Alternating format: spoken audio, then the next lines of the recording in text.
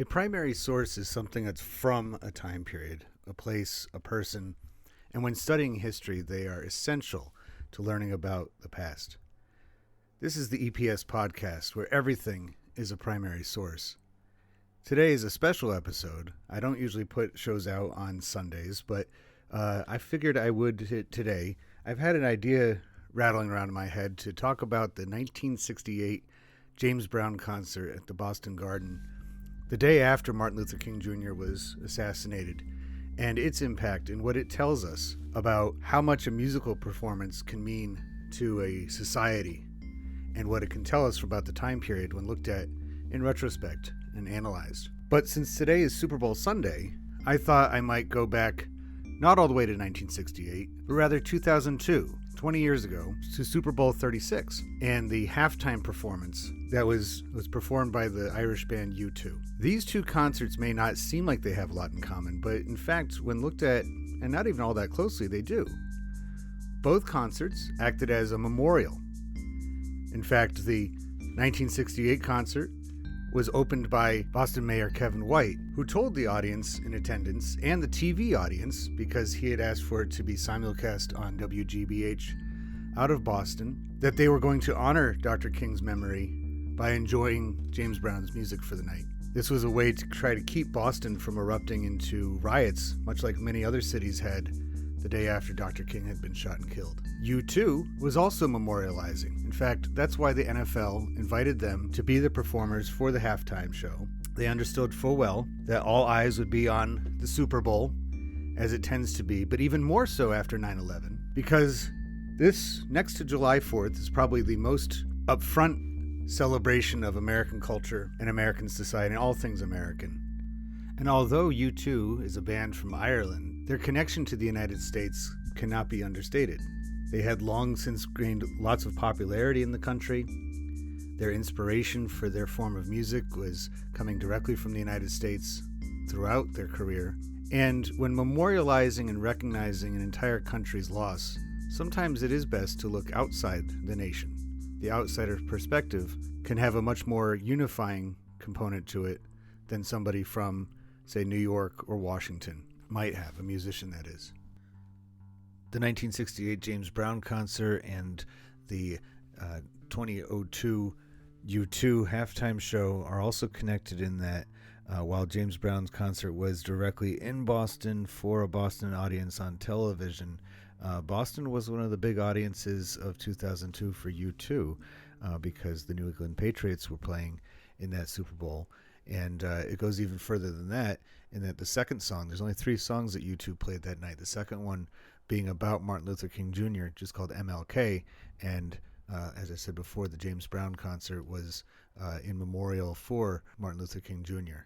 Now, unlike James Brown's concert, U2 was not trying to, or they were not tasked with, or did not have weighing on their minds, trying to keep calm throughout the city of Boston. In fact, since this was the first championship for the New England Patriots, later that night, Boston did erupt in a series of riots, as tends to be when Championship City celebrates and things go a little bit too wild. Therefore, the connections continue on. So in breaking down the U2 performance 20 years ago, we need to look at the material that it was made from. U2's much-anticipated halftime show consisted of 3 songs, Beautiful Day, MLK, and Where the Streets Have No Name. It also contained a projection of all the September 11th attack victims on a giant projection screen behind the band where all the names were ascending upwards. The country had been looking for ways to return to some sort of normalcy after 9/11, but all things entertainment, whether they be Saturday Night Live or regular TV shows that related to New York, or really anything in general, seemed to have to find some way to memorialize September 11th before they could proceed. It would be very strange if a band or anybody performing at the halftime show in 2002, the first Super Bowl after 9/11, didn't at least acknowledge it. And really, it's interesting because the band U2 went on to make some songs that were much more poignant and inspired by 9/11, including later that year they released a song called The Hands That Built America, and that was for the Gangs of New York soundtrack. And at the end of that movie, just before the song plays in the credits, you see a montage of how the city of New York developed and since 1863, where the movies takes place, and you see the Twin Towers come and then they go just before it fades away to the very end of the movie. And this was something that was becoming ever present in all sorts of media, whether it be movies or TV show or music. Everybody was having their reaction, their emotion to 9/11 coming out. U2 didn't produce a song that represented it. They just used some of their own material, some of their own products that they already had on standby. And I feel that they are very fitting and appropriate for this presentation. And I'll talk about that further when getting into more of the ideas and the behavior that it conveys. Now, the makers of this, already mentioned, one of them is the NFL, the other is the band U2. It's officially called the E-Trade Super Bowl Halftime Show. E-Trade is a company that comes from the Morgan Stanley financial company, and E-Trade is their online version of being able to bring stock trading to ordinary people as long as you have an internet connection.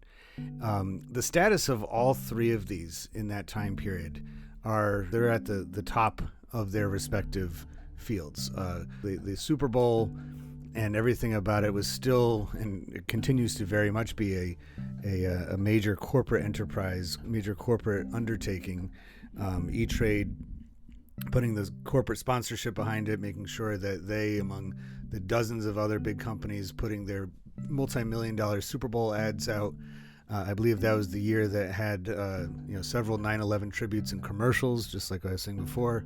There's one famous one with the Clydesdales from Budweiser going to the shoreline of New York Harbor and looking out to see where the Twin Towers were and doing a strange kneeling thing. That one got some attention, not necessarily in a good way. People thought it was a bit odd.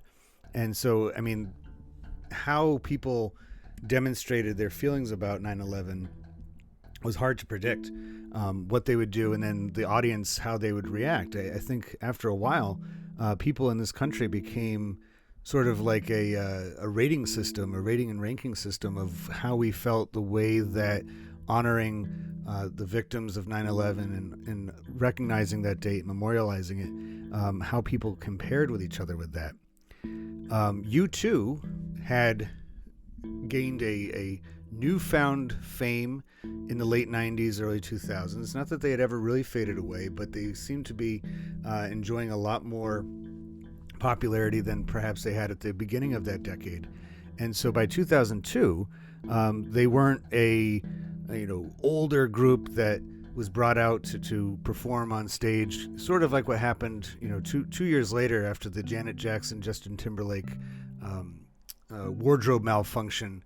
There was a series of classic rock performers. Interestingly enough, a group like the Rolling Stones, if they had performed at the halftime show back in the 60s, that in itself, well, they didn't have Super Bowl back then, but and if they had done a live performance, for a audience that includes lots of children, people would be up in arms about it. But they were considered a safe bet after Timberlake and Janet Jackson, and some of the other groups too were seen as maybe more risque in their own time period, but were brought back as a safe, cautious, sure bets. But this one took place 2 years before the Janet Jackson, Justin Timberlake halftime show, and U2 was at the top of their game, having a foreign group, having a group from Ireland rather than a United States group seems perhaps like an odd choice. Why not one of the country western singers that had already produced songs about 9/11? Would that maybe alienate certain people or feel that you might get a negative reaction? Having an outside group, somebody from a different country with an affinity for the United States, a love of the United States, that they had already made clear, that was a very good choice on behalf of the NFL.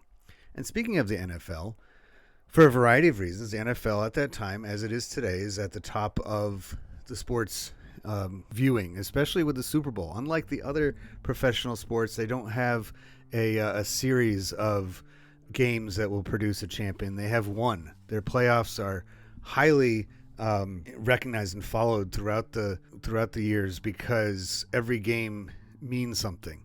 And so by the time you get to the Super Bowl, even those who are not interested at all in football tend to watch. And the NFL, hoping to try to convey its own message about 9/11, perhaps just another way to put a final statement for the season, which had to start late because of 9/11. And when the season restarted, or started up a few weeks later, they did so with a lot of memorials and recognition throughout the country, and very emotional. As you can probably imagine, the players, the fans, everybody was behaving, just putting their feelings out there and everything like that. So I think that by choosing the top rock band, who were known for making heartfelt songs, very meaningful performances, this was a way for the top of their trades, whether it be a sports league or a rock and roll group, to put a final statement on the events of 9/11 and how they impacted the society. And that's also why they made it. Pop music performances have proven successful in functioning exactly as the NFL hoped this one would. And we've seen that in subsequent years. In fact, later this evening, the Super Bowl, as I'm recording this, hasn't even been played yet, but there's a highly anticipated halftime show this year, where we have hip-hop artists like Eminem, Dr. Dre, Snoop Dogg, Mary J. Blige. They're all going to be performing tonight at the Super Bowl in California. And this has the same kind of feel to it that the Super Bowl 20 years ago did with its halftime show, as trying to offer up some kind of healing, some kind of return to normalcy. And while the music itself might be very different, U2 compared with Eminem or Dr. Dre, its functioning is very similar. For the last 2 years, you think about 2 years ago on Super Bowl Sunday, a highly talked about, to say the least, performance by Shakira and Jennifer Lopez happened just before all of the shutdowns and the lockdowns and the fear over coronavirus really started to take hold. Last year's Super Bowl, with The Weeknd performing, had its own reactions and everything. But now, where we are on the cusp of seeing perhaps some glimmer of normalcy returning, having familiar music and musicians from a previous time, not too long ago, they're still edgy enough to make it exciting. It's not like I was saying before with the Rolling Stones or Paul McCartney or The Who performing at the halftime show. This is still a number of artists that are recognized for their hard-hitting lyrics and their image and everything like that. But it's taking something from the old and bringing it back to a time where we really need some kind of return to normalcy. So that was happening 20 years ago, and it's happening again now. And to go back even further, that 1968 with James Brown, although his concert was in April, that year was just becoming even more turbulent from that point on. Martin Luther King Jr.'s assassination. A few months later, Robert Kennedy was killed, assassinated. We also have a turbulent time with the Democratic National Convention in Chicago. You have then the election of Richard Nixon. It's amazing just how, even though different settings, these kinds of things will perhaps help upsetting times smooth over and be guided along by familiarity. It's a very important thing to all people, but Americans in particular seem to react to it as a comfort thing.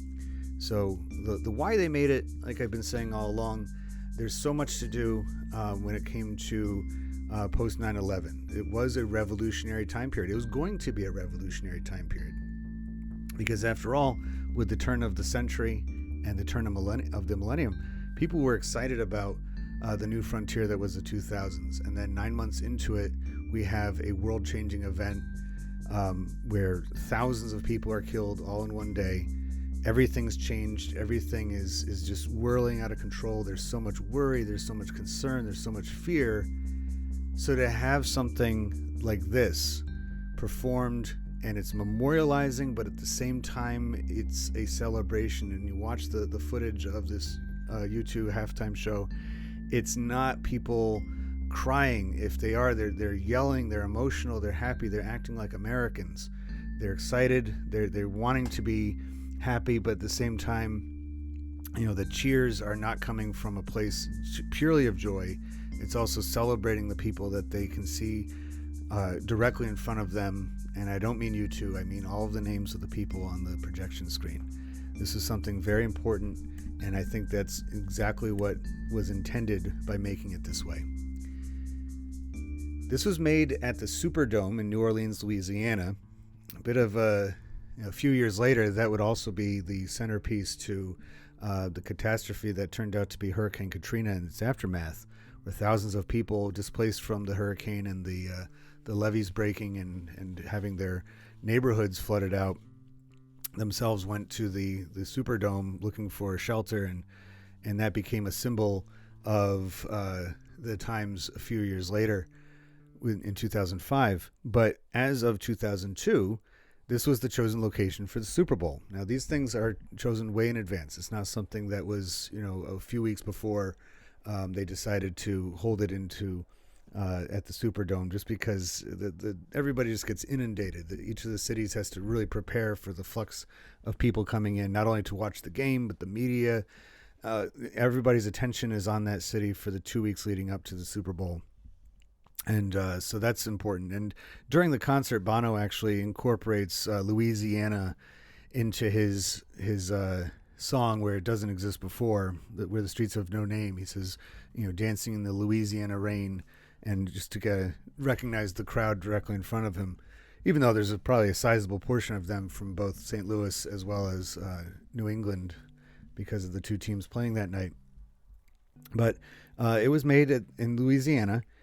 But the locations that are associated with it would be, of course, the entire country. Everybody watches the Super Bowl in the United States. It's almost like, and I think people have been for years calling for it to be some sort of holiday, or at least the Monday afterwards being a holiday or an optional day for work and school, because it is, like I said before, and even the NFL recognizes this, a precursor to July 4th. It's a day where people really celebrate what it means to be an American and enjoying being an American by watching their favorite sport and having friends over and partying and eating lots of food and watching the commercials and placing bets on silly things.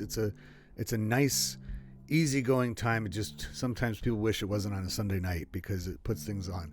But because of that, the entire world it was watching this. I don't think Super Bowl Sunday means the same thing all over the world, but as far as the world's hegemon having its cultural output on such a day, of course people take notice. And that was something else that I think U2 had on their minds as they took the stage for that particular program. So, plenty of times, and it was probably true. Now, I have to say, I actually didn't watch this Super Bowl because I was working at the time. Back then I was in college, and so I took a job. I was working a job, cleaning pots and pans for the late night dining hall. And so I heard some of the game on the radio, and I think I may be able to get back to my dorm room in time to see the last few minutes of the game, if I even got that. So I didn't get to see any of the halftime show. I didn't know anything about it, but I've seen recordings since then. And that's why it's especially nice to have such things, because it's a great primary source. It tells us so much of the time period. But most of the time when watching an NFL game, any game, even the Super Bowl, but maybe even especially the Super Bowl, after a while, the actual physical location, the city that it's in, doesn't really even matter, because the field is, depending on the turf, after a while, all the turfs are essentially the same. It's not like in the 80s where you had lots of AstroTurf at different indoor fields. They've gotten that better and better, so it looks and feels just like real grass, even if it's not. And, when they're watching they're showing just the game, the actual gameplay itself and the sidelines. It could be literally anywhere. Sometimes you have markings on the field indicating, some kind of local connection, but it's a game for everyone. It just happens to be in these particular cities.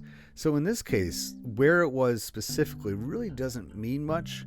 We can't get much out of that because with the televised showing of both the game and the show, the halftime show, it all just turns into being for the purpose of just turn on the TV and you can have whatever you want as far as watching the game. This is something that speaks enormously to how many households in the country had not only television but also cable TV and made that the centerpiece of their homes, their living rooms, their businesses. You can imagine lots of bars and restaurants having this game on the big screen, particularly in Boston, particularly in St. Louis.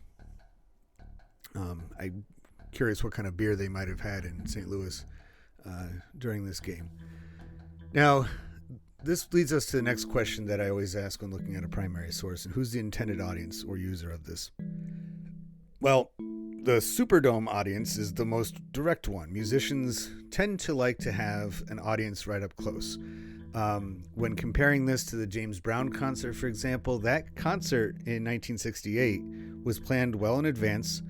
It had sold out, but at the last minute after Dr. King was assassinated, they decided to reduce the number of people in the seats to only 2,000 in the Boston Garden.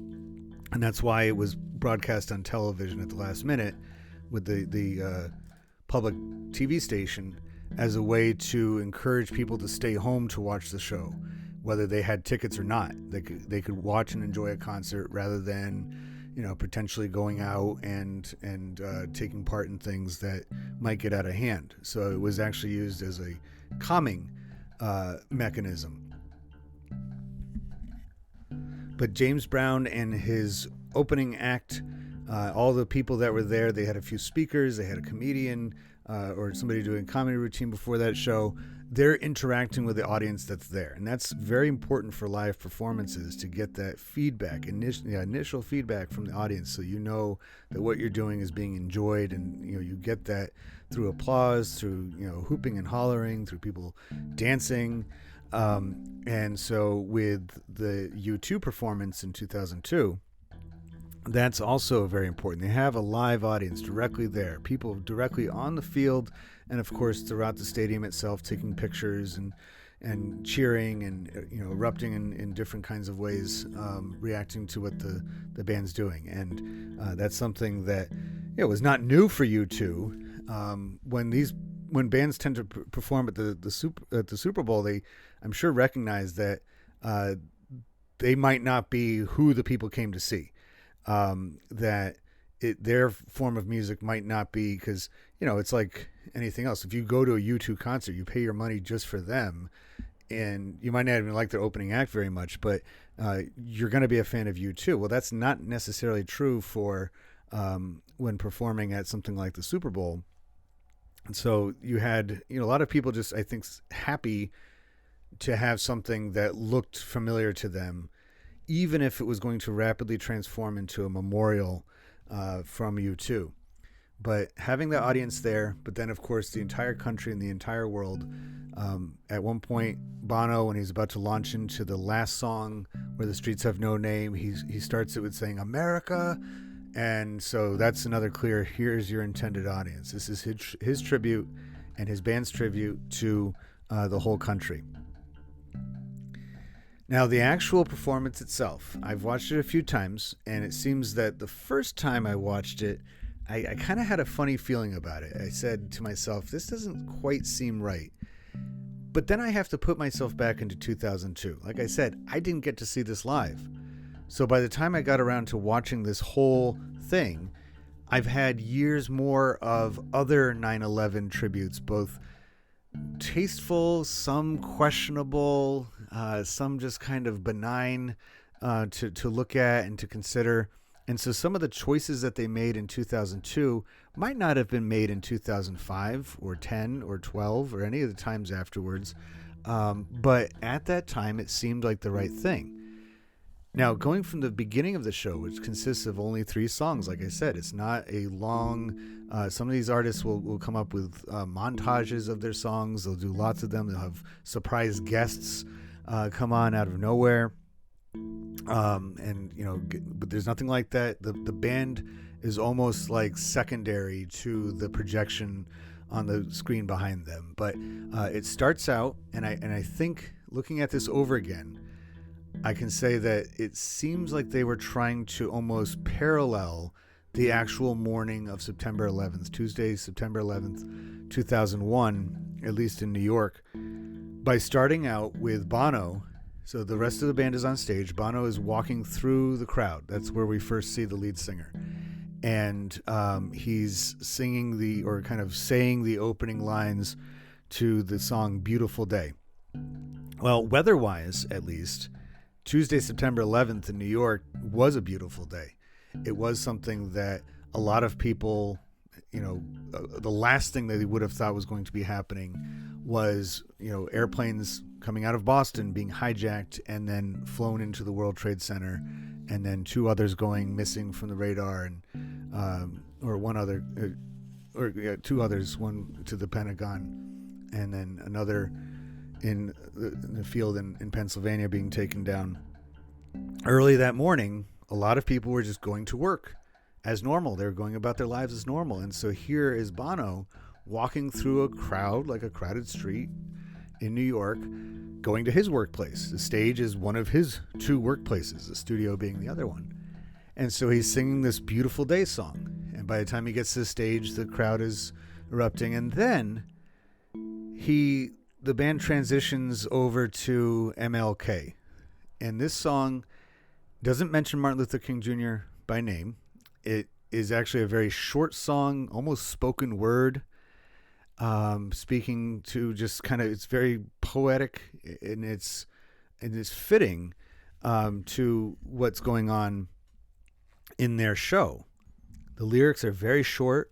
Sleep tonight, and may your dreams be realized. If the thundercloud passes rain, so let it rain down on him. That's really the extent of the song, and that's what he sings. And then as this part is coming on, that's when the projection fabric or screen starts to rise behind the band, and you see the names of all the victims on 9/11 start to ascend, almost in a heavenly ascension type way, from the bottom up. And almost opposite of what the lyrics to MLK are saying, where it's saying let it rain down. You have the names going upwards, and at that point the song starts to transition to The Streets Have No Name. And this song, even the recorded version of it, has quite the build up to it. It's not a simple the guitar, the drums, everything has quite the build up to it. And then that's where he says America, and they launch into the song. And so it's not just as simple as matching up a song that has the word name in it. As the names start to go up, I think that continuing the allegory, if you will, the parallel between that performance and the actual morning 5 months earlier, it's extending this idea that after the attack happened, and as people were rushing, first responders rushing to the World Trade Center to try to help the people trapped inside, that the names of the streets were irrelevant, that it didn't matter where you were. The dust, the smoke, the debris, everything was just taking over, and it didn't matter at all. And he changes the lyrics again. Instead of saying it's all I can do, he keeps saying it's all we can do. As you watch the show, you notice that Bono is holding his jacket closed on purpose. There's a few times where you can really notice that he's keeping sure that his jacket is held tight. Towards the end of the song, the projector screen comes crashing down. Very similar in appearance to the way that the towers crumbled. This, I think, was taking a chance towards how tasteful it was. I'm not sure, that's one of the aspects of this performance that I got a little bit uneasy with. But afterwards, Bono creates the gesture on his torso of a heart with his hands. And at the very end of the song, he opens up his jacket to reveal an American flag underneath. We've seen these images many times since this in both covers of magazines and just everywhere that you have a coverage of the early 2000s. But watching it again in real time, knowing that the crowd was not expecting it, and just to hear their roaring appreciation for it is pretty moving to witness all over again. And I encourage you to take a look at the video if you haven't seen it in a while. One thing that's also very different about this is that usually at the end of Super Bowl musical productions, there's they cut the lights. There's a dramatic end to it, maybe some fireworks or something like that. But in this one, in 2002, the lights not only stay on, the house lights come up, and you see the band U2 waving and cheering to the crowd, almost there saying thank you, and giving their appreciation to those in the Superdome as well as everybody at home in the entire country. In doing so, it stands out a bit. So it's a little unusual. You might not even catch on to it right away, but once you see it through that light, it's pretty special. This may have come across as just another memorial to the victims of 9/11, but as a primary source of the era, it really does stand out from all the rest. It must be kept in mind that this was made less than 5 months after the attacks, and that the effects of 9/11 were still being felt. The show is a perfect indicator of how people were trying to heal in the midst of a revolution that was still taking shape. This makes it easy to compare once again with the 1968 concert by James Brown in Boston, in which that was in the midst of its own revolution and was very swift to try to take a handle of things before it got out of hand in the wake of something very tragic that had taken place, and the healing process needed to be adhered to right away. The last thought to consider whenever breaking down any primary source is whether it's prescriptive or descriptive. Most of the time, media, whether it be TV shows or movies, even music videos, are usually regarded as prescriptive because they want you to feel a certain way or do something in particular. And on the surface, this one is very prescriptive.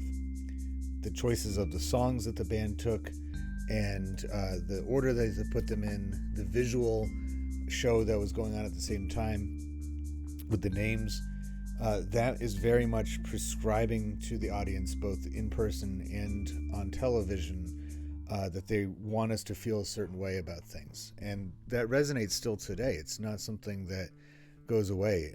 Watching it over again, it is very emotional.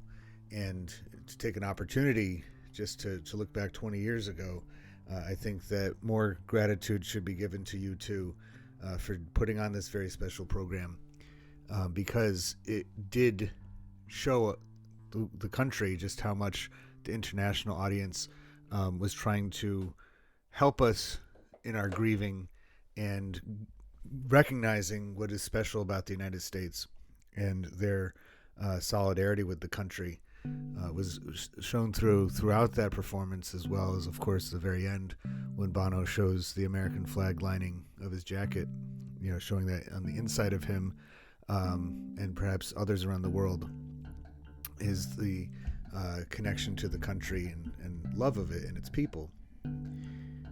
But in that sense, it's also very descriptive. It's describing, like I said earlier, the day itself in short. It's almost like a play. It's like a performance, taking the music that had already existed for some time, in the cases of two of the songs, and putting it into the right order of how that morning of September 11th, 2001 played out for so many people in New York and even around the country. So if we take the performance as a metaphor for the day itself, it is very descriptive. And therefore, it makes us feel something in that description, because only 5 months out, or even 10 months out, or if you were to watch this over again 10 years later and now 20 years later, you can still see very much its descriptive qualities in its prescription. I'm sure it's very reasonable to think that Bono's jacket, His American flag line jacket might be in the Rock and Roll Hall of Fame or at a Hard Rock Cafe somewhere, acting as a primary source as if the rest of the show wasn't. But it's important to treat everything, and that's the title of the show, everything is a primary source, because even the stadium itself, or the number of people who were there, and the kind of clothes that they wore, and the food that was being served, and the commercials that were on during the Super Bowl for the at-home audience, everything about that is telling us about the time period to the same degree that a secondary source, something that's about the time period, in retrospect can provide. And so tonight, when the Super Bowl halftime show airs, and it's much anticipated because for the first time ever, hip-hop is being represented full scale, from the 1990s to now, showing itself. It will be, in effect, making its own primary source. As soon as the last note or beat is played, it goes into a category of primary source to be analyzed, to be looked at, and gathering information about ourselves, our attitudes, our values, our hopes, our visions, everything like that can be summed up even in something seemingly as simple and straightforward as a Super Bowl halftime show. So I hope you appreciated, I hope you enjoy the show tonight. Maybe you'll go back and watch the show from 20 years ago and have a renewed appreciation for it. If nothing else, hopefully this podcast allowed you to think about how these kinds of things and everything can be a primary source.